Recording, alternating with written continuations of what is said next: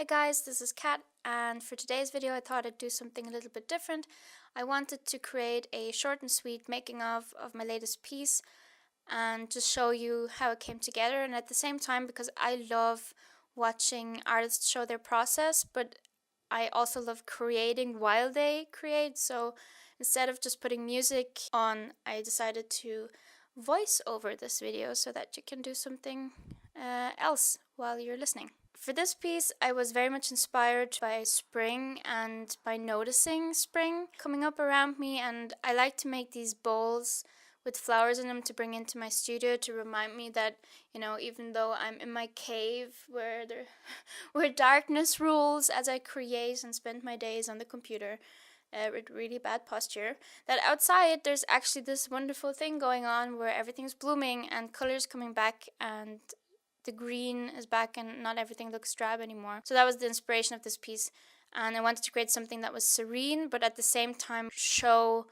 that moment of spring where there's this huge potential. What you're seeing right now is just the sketching process, where you can actually see a radical difference between the original sketch and then the finished sketch, in a sense, even though I go into that sketch later on again and make some adjustments to the anatomy, which I didn't notice at first. Originally I had planned to scan in the line work and then just color in the sketch.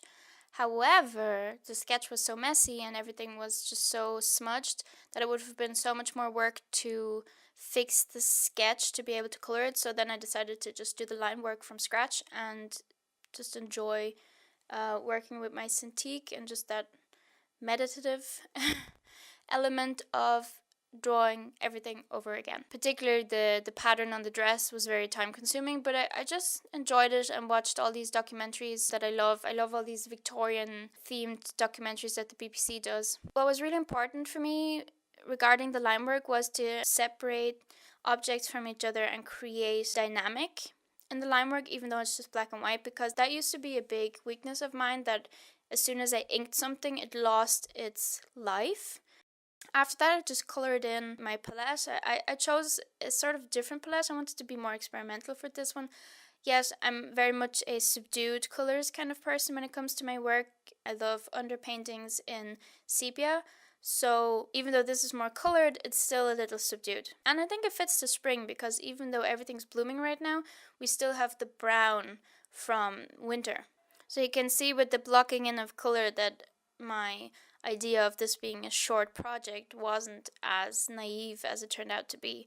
But I like to do things harder for myself, so I messed around with finding a proper color scheme and line color, I think in the end for over 3 hours, and then actually went back to my original idea. A side note, because I'm very proud of the glow of the flower and the end result, I have to be honest with you here and tell you that that happened completely by accident. I did intend to make it a glow. However, the way it looked in the end was just a mishap when I reordered my layers and thought, wow, this looks really great. So I can't actually tell you how I did it in the end, but I guess that's art for you, right?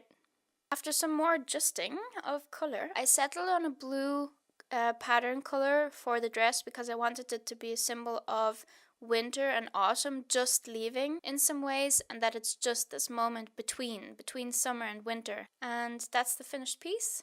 I want to thank you for watching and listening, and you can find all the details in the description box, and I would be really happy if you subscribed or visit me on other social media platforms over the web and get in touch. And if you're not convinced, here is my cat cuddling me as I film the footage for this video, because cats make everything better.